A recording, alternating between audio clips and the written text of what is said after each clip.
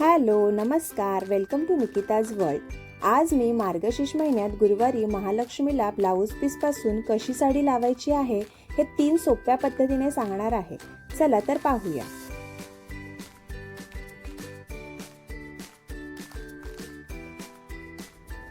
इथे मी हाईट वाढवण्यासाठी हे भांडं घेतलं आहे. त्यामध्ये तांदूळ भरले आहे आणि त्यावर हे कलश उभं केलं आहे. इथे मी हा ब्लाऊज पीस घेतला आहे. साडी नेसताना आपण जशा मिऱ्यांना प्लेट करतो तशा छोट्या छोट्या प्लेट्स इथे करायच्या आहेत.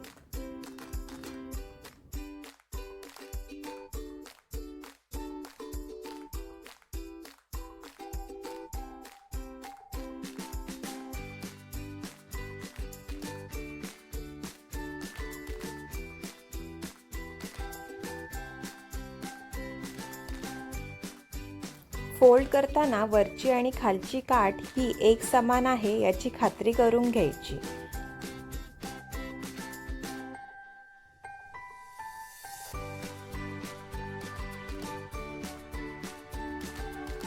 आता ब्लाऊज पीसचा वरचा भाग दुमडून कळसामध्ये टाकून द्यायचा.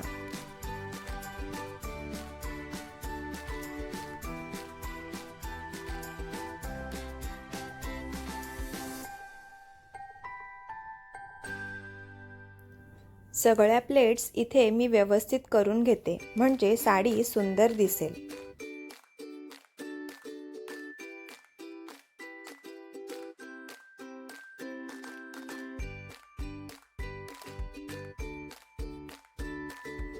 इथे मी नारळाला आधीच मुखवटा दोऱ्याच्या साहाय्याने बांधून घेतला होता.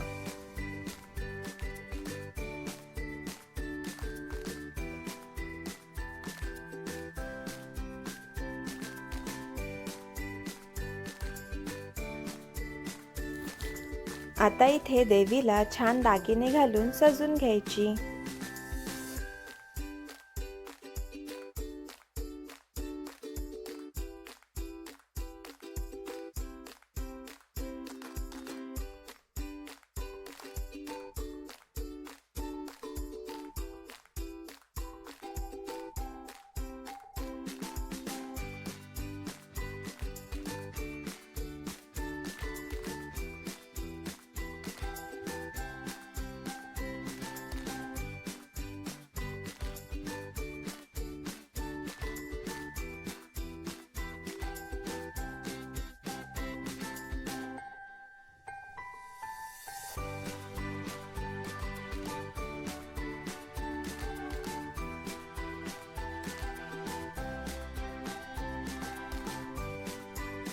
इथे मी दुसरा ब्लाऊज पीस घेतलाय. पहिल्या ब्लाऊज पीसला जशा प्लेट्स करून घेतलेल्या तशा प्लेट्स या ब्लाऊज पीसला करायच्या आहेत.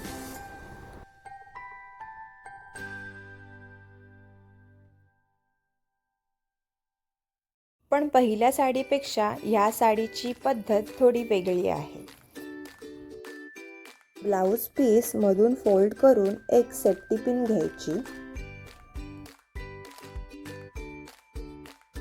ब्लाऊज पीसला कळशाच्या गळ्याभोवती गुंडाळून दोन्ही साईडच्या प्लेट्स सेफ्टी पिनने अटॅच करून घ्यायच्या.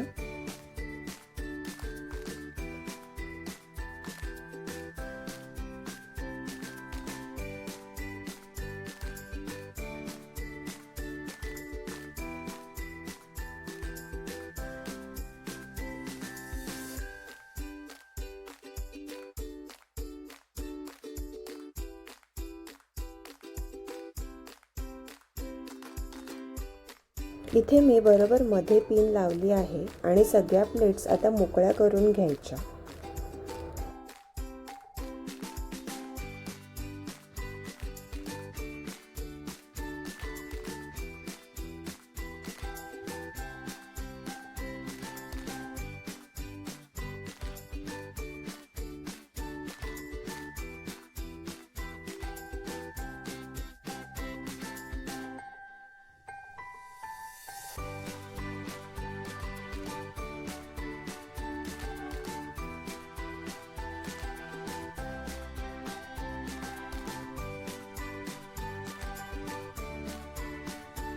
आता इथे सुद्धा मुखवटा लावून देवीला छान दागिने घालून सजून घ्यायची.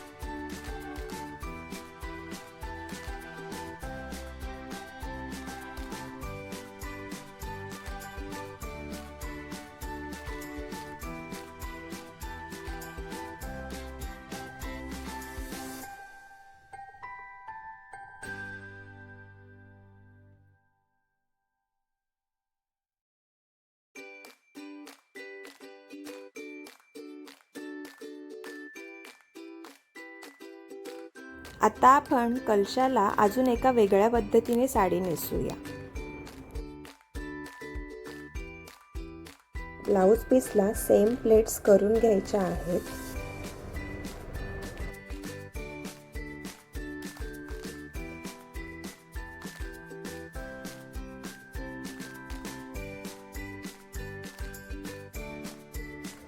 ब्लाऊज पीसला मध्ये दुमडून एक काठ वर राहील असं हे दोन्ही टोकं एक समान न करता एक टोक वर आणि एक टोक खाली असं करून आपल्याला ते बाकीचा भाग कलशामध्ये टाकून घ्यायचा आहे.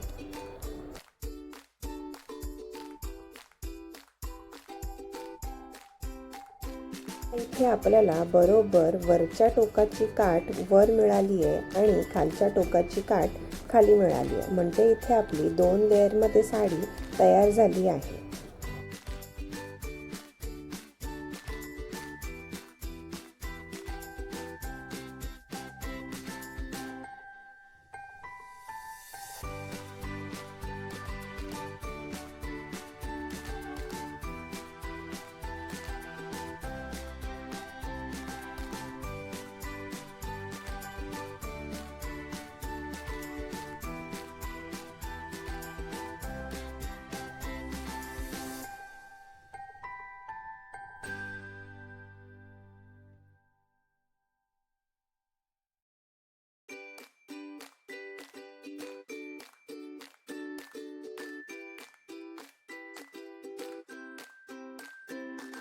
इथे मी देवीला छान मुखवटा लावला आहे आणि आता दागिने घालून पूजेसाठी देवी आपली सजली आहे. तुम्हाला कोणती साडी देवीला नेसवलेली आवडली आणि तुम्ही कोणती साडी नेसवणार आहे हे कमेंट करून मला नक्की सांगा. Thank you for watching my vlogs. Bye bye.